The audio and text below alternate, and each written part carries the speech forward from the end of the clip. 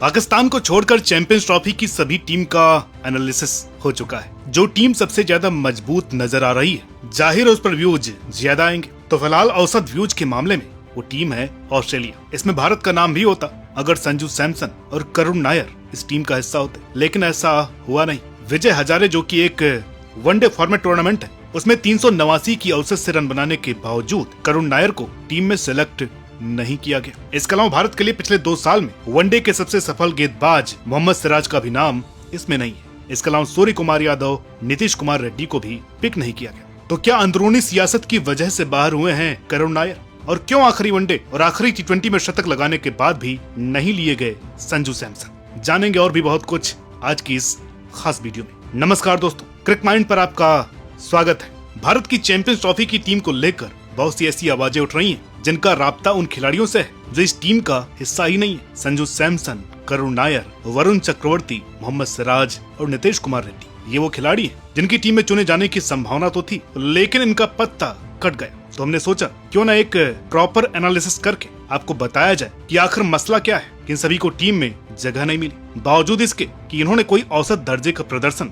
नहीं किया था। चलिए एक एक करके सभी पर बात करते हैं। सबसे पहले वो नाम जिसके लिए गौतम गंभीर और रोहित शर्मा आमने सामने थे, वो थे संजू सैमसन, जिन्होंने अपना आखिरी वनडे मैच दिसंबर में साउथ अफ्रीका के खिलाफ खेला था और उस मैच में न केवल शतक बनाए बल्कि मैन ऑफ द मैच भी बने। विडंबना ये है कि उसके बाद वो वनडे मैच खेले ही नहीं और इसी वजह से उनको टीम में नहीं रखा गया। भाई अगर उनको वनडे खिलाते तो अगर उनका परफॉर्मेंस अच्छा नहीं होता और तब उनको सिलेक्ट नहीं करते तो समझ में आता। ऊपर से ये खबर आ गई कि गौतम गंभीर उनको पंत की जगह टीम में चाहते थे और अब ऊपर से केरल क्रिकेट एसोसिएशन द्वारा संजू सैमसन को विजय हजारे ट्रॉफी में शामिल नहीं करने का जो फैसला था, उसको चैंपियंस ट्रॉफी में संजू की सिलेक्शन न होने से जोड़ा जा रहा है। संजू सैमसन के पिता ने बोला कि केसीए में कुछ लोग ऐसे हैं जिन्हें मेरे बेटे से नफरत है और दिक्कत ये आ रही है कि विजय हजारे ट्रॉफी में नहीं खेलने की वजह से ही उनको चैंपियंस ट्रॉफी की टीम में शामिल नहीं किया गया। इसलिए केरल क्रिकेट एसोसिएशन सवालों के घेरे में है। स्पोर्ट्स स्टार मैगजीन में छवि एक खबर के अनुसार इसके जवाब में केरल क्रिकेट एसोसिएशन ने कहा है कि संजू सैमसन ने 3 दिवसीय तैयारी का कैंप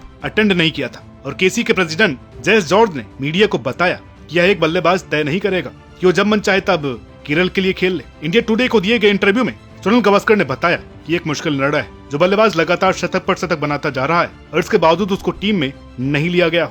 इसकी एक बड़ी वजह है ऋषभ पंत का गेम चेंजर होना, और ऋषभ पंत एक बाएं हाथ के बल्लेबाज तो हैं और शायद एक अच्छे विकेट कीपर भी, लेकिन वो कई मायनों में सैमसन से अच्छे बल्लेबाज नहीं हो सकते। अगर इस पूरे वाक्य का एक निष्कर्ष हम दें, यानी कि जो हमारा ओपिनियन है कि संजू सैमसन को क्यों बाहर किया गया, तो इसकी सबसे बड़ी वजह है उनकी विजय हजारे ट्रॉफी वाली कंट्रोवर्सी, केरल क्रिकेट एसोसिएशन से उनके संबंध, ऋषभ पंत और ध्रुव जुरैल का राइज और बीसीसीआई की पॉलिसी कि डोमेस्टिक खेलना जरूरी है, और संजू सैमसन ने तो सेशन ही अटेंड नहीं किया।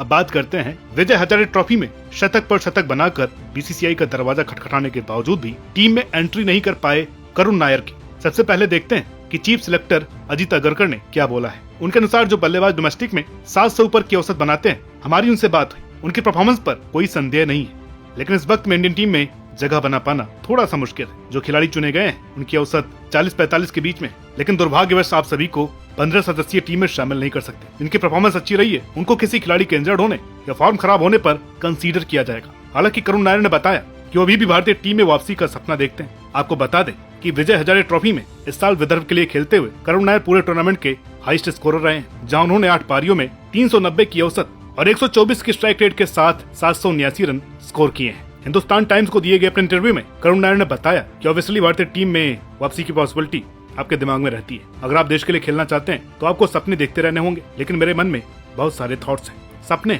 लेकिन ये मोटिवेशन का काम करते हैं। जब गावस्कर से पूछा गया तो उन्होंने स्पोर्ट्स तक को दिए इंटरव्यू में बोला कि आप नायर को कहां पर फिट करेंगे, उनको टीम में खिलाने के लिए राहुल या श्रेयस अय्यर को बाहर बैठना पड़ेगा। राहुल तो सेकंड कीपर के तौर पर टीम में खेलेंगे और 2023 वर्ल्ड कप में उनकी परफॉर्मेंस शानदार रही है और श्रेयस अय्यर ने जैसा परफॉर्म किया है विजय हजारे ट्रॉफी में, तो उनका बाहर होना बनता ही नहीं है। इसलिए करुण नायर को सिलेक्ट नहीं किया गया है। अगर बात करें इस पूरे कर्मकांड के निष्कर्ष की, तो अच्छे प्रदर्शन के बावजूद भी करुण नायर को टीम में शामिल नहीं करने की वजह जो हमारे समझ में आ रही है वो ये है, पहला, टीम में करुण नायर अगर शामिल होते भी तो प्लेइंग 11 में खेल पाना मुश्किल है। दूसरा, केएल राहुल और श्रेयस अय्यर के साथ अगर करुण नायर खेलते हैं तो फिर हार्दिक के साथ साथ एक और गेंदबाज कम हो जाएगा। तीसरा, नायर की परफॉर्मेंस विजय हजारे ट्रॉफी के बाद से नजर में आई है, जबकि केएल राहुल ने वर्ल्ड कप में अच्छा किया। साथ ही श्रेयस अय्यर ने world cup 2023, Syed Mushtaq Ali trophy और विजय हजारे ट्रॉफी में अच्छा प्रदर्शन किया है। ऐसे में इन दोनों की जगह करुण नायर को टीम में लाना बनता ही नहीं। अब बात करते हैं मोहम्मद सिराज की। भारत के लिए पिछले 2 सालों में वनडे क्रिकेट में सबसे ज्यादा सफलता हासिल करने वाले मोहम्मद सिराज को बाहर बिठा दिया गया है। इस पर भी हंगामा हुआ, लेकिन इसकी वजह एकदम सिंपल है। जैसा कि आर अश्विन ने अपने YouTube चैनल में बताया है कि आपको टीम में नहीं लेने की सबसे बड़ी वजह यह होती है कि आपका जो लेवल है, आपका जो कैलिबर है, आप उसके हिसाब से प्रदर्शन नहीं कर पा रहे हैं। लेकिन ये बात कुछ अटपटी है, क्योंकि भारत ने तो 2024 में केवल श्रीलंका के खिलाफ ही वनडे सीरीज खेली थी। इसके बाद से तो भारत टेस्ट सीरीज खेलने में लगी, जहाँ सिराज ने कोई बेकार परफॉर्मेंस नहीं किया है। लेकिन एक बड़ी वजह यह भी है कि व्हाइट बॉल में अर्शदीप सिंह ने अपना लेवल बढ़ाया है और दुबई की पिच पर 3 तेज गेंदबाजों के साथ जाना सही है। और अगर आपके पास ऑलरेडी जसप्रीत बुमराह और मोहम्मद शमी है और कुछ ओवर डालने का जिम्मा हार्दिक पांड्या ले ले, तो ऐसे में मोहम्मद सिराज की टीम में जगह नहीं बन पाएगी। 2022 के बाद से 71 विकेट ले चुके मोहम्मद सिराज को टीम में नहीं शामिल करने पर जब रोहित शर्मा से सवाल पूछा गया तो उनका जवाब था कि मोहम्मद सिराज केवल नई बॉल के साथ ही इफेक्टिव होते हैं, क्योंकि भारत ने अर्शदीप सिंह को टीम में शामिल किया है। तो ऐसे में तीसरे चेंज के लिए हार्दिक पांड्या उपयुक्त ऑप्शन होंगे, क्योंकि वो बल्लेबाजी भी देते हैं। इसके आगे रोहित शर्मा ने भी बताया कि सिराज के सिलेक्शन को लेकर लंबी चौड़ी बातचीत हुई, लेकिन हम केवल 3 पेसर लेकर के जा रहे हैं, क्योंकि हमारे पास ऑलराउंडर भी है। जब यही सवाल नवजोत सिंह सिद्धू से पूछा गया तो उन्होंने बोला कि इंडिया का चैंपियंस ट्रॉफी स्क्वाड देख करके लगता है कि उन्होंने ऑलराउंडर्स को ज्यादा अहमियत दी है। सिद्धू ने आगे बताया कि टीम के पास 4 ऑलराउंडर है, ये टीम अच्छा कर सकती है, लेकिन अगर मुझे 4 तेज गेंदबाज चुनने हो तो मैं मोहम्मद सिराज को जरूर रखूंगा। उन्होंने ये भी बोला कि सिराज को टीम में आपको इसलिए भी रखना चाहिए क्योंकि आप पिछले बार 4 स्पिनर लेकर के वेस्ट इंडीज गए थे, जिनमें से एक यानी चहल को मौका ही नहीं मिला। तो ये तो रही एक्सपर्ट्स की राय। अगर आप हमारे ओपिनियन की बात करें तो ऑस्ट्रेलिया में लगातार 150 से ऊपर ओवर्स डालने के बाद भी सिराज का औसत उतना अच्छा नहीं रहा और कई मौकों पर उनकी इकॉनमी भी 3.5-4 से ऊपर रही। यही वजह है कि एक थकावट भरे दौर के बाद जहां उनका प्रदर्शन उतना अच्छा नहीं रहा है तो उनको टीम में लेने का कोई मतलब नहीं बनता है। और साथ ही टूर्नामेंट भारत को दुबई में खेलना है, जहाँ अगर आपके पास नई गेंद के लिए ऑलरेडी 3 पेसर्स हैं तो वहाँ पर सिराज कहाँ पर खेल पाएंगे, क्योंकि सिराज टीम की कंटेंशन में नहीं थे। इसलिए उनको इंग्लैंड के खिलाफ खेले जाने वाले वनडे मैचेस में भी मौका नहीं मिला, क्योंकि भारत को दुबई की धीमी पिच पर टूर्नामेंट खेलना है। तो ऐसे में कहा जा रहा था कि भारत वरुण चक्रवर्ती के साथ जा सकता है, हालांकि दुबई में उनका रिकॉर्ड अच्छा नहीं है। सभी को याद होगा 2021 का T20 वर्ल्ड कप। परसों हुए T20 मैच में वरुण चक्रवर्ती का प्रदर्शन देखते हुए दिनेश कार्तिक ने हैरानी जताई है कि क्यों उनको टीम में शामिल नहीं किया गया है, क्योंकि टीम के पास एक ही स्पेशलिस्ट स्पिनर है, बाकी 3 जडेजा, सुंदर और अक्षर पटेल तो ऑलराउंडर है। इंडिया टुडे में छवि खबर के अनुसार सिलेक्टर्स वरुण चक्रवर्ती को टीम में लेने के मूड में थे, लेकिन चीफ सिलेक्टर अगरकर ने अनुभव को ध्यान में रखते हुए वरुण चक्रवर्ती को सिलेक्ट नहीं किया। यही कुछ नीतीश रेड्डी के लिए भी कहा गया।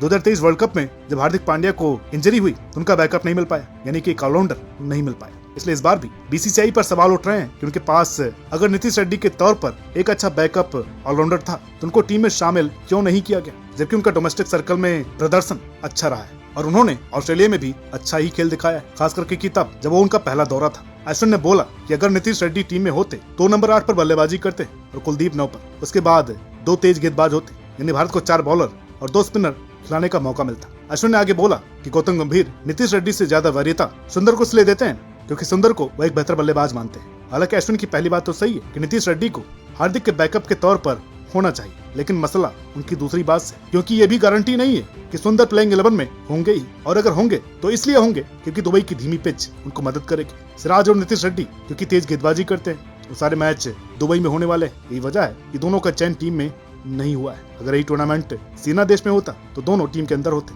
और वाशिंगटन सुंदर बाहर। अब बात करते हैं सूर्य कुमार यादव की। उन्होंने अपने चयन न होने को सही ठहराया है और उनके अनुसार वो इस बात से दुखी हैं कि वनडे फॉर्मेट में अच्छा प्रदर्शन नहीं कर सके। परसों पहला T20 खत्म होने के बाद जब उनसे चैंपियंस ट्रॉफी में सिलेक्शन न होने पर सवाल किया गया तो उन्होंने बोला कि उनको हर्ट क्यों होना चाहिए, अगर वो अच्छा खेलते हैं तो टीम में होते। उन्होंने अच्छा नहीं किया और उन्होंने इसको स्वीकार किया है। अक्सर ऐसा होता है कि जो T20 में अच्छा स्कोर कर रहा हो, शतक पर शतक बना रहा हो, वनडे में जरूर अच्छा करता है, लेकिन सूर्य कुमार यादव के साथ इसका उल्टा हुआ है। सूर्य नॉर्मली वनडे में नंबर 6, नंबर 5 पर बल्लेबाजी करते हैं, लेकिन जो टीम चैंपियंस ट्रॉफी को लेकर के चुनी गई है उसमें इतने सारे ऑप्शन है कि सूर्य कुमार यादव के फॉर्म को देखते हुए भी उनका प्लेइंग 11 में खेलना मुश्किल है और हाई प्रेशर सिचुएशन में उनका प्रदर्शन उतना अच्छा नहीं रहा है। 2023 का फाइनल इसकी एक मिसाल है। अगर इस पूरे वीडियो का निष्कर्ष निकालें तो सबसे बड़ी बात तो ये है कि चीफ सिलेक्टर, कोच और कप्तान जरूरी नहीं है कि तीनों के तीनों सेम पेज पर हो, और जरूरी भी है ताकि नए विचारों को जगह मिल सके। और जो टीम चुनी गई है वो कुछ सोच समझ करके ही चुनी गई है, क्योंकि आप केवल 15 खिलाड़ियों का ही चयन कर सकते हैं। तो ऐसे में कुछ खिलाड़ी तो बाहर होंगे ही, लेकिन हमारा मानना अभी भी कि ऋषभ पंत की जगह संजू सैमसन को होना चाहिए था। इसका मतलब ये नहीं है कि ऋषभ पंत अच्छे खिलाड़ी नहीं है। ऋषभ पंत के खेलने का अंदाज एग्रेसिव जरूर है, लेकिन वो रिस्की भी है, जिसकी जरूरत फिलहाल तो वनडे फॉर्मेट में उतनी नहीं है जितना कि T20 या डोमेस्टिक फ्रेंचाइजी टूर्नामेंट में। बाकी खिलाड़ियों का चयन नहीं होना वाजिब है। भारतीय टीम का हमने पूरा एनालिसिस किया हुआ है, आप उस वीडियो को देख सकते हैं, जिनमें आंकड़ों के साथ हमने खिलाड़ियों को मिला करके प्लेइंग 11 बनाई है। अगर आप देखेंगे तो ये पाएंगे कि टीम में कोई कमी नहीं है, लेकिन हाँ, हार्दिक और बुमराह का रिप्लेसमेंट गायब है और एक चीज कम पड़ रही है, वो है दूसरा स्पेशलिस्ट स्पिन। तो वीडियो कैसी लगी कमेंट करके बताइएगा। मिलते हैं आपसे अगली वीडियो में, तब तक के लिए नमस्कार।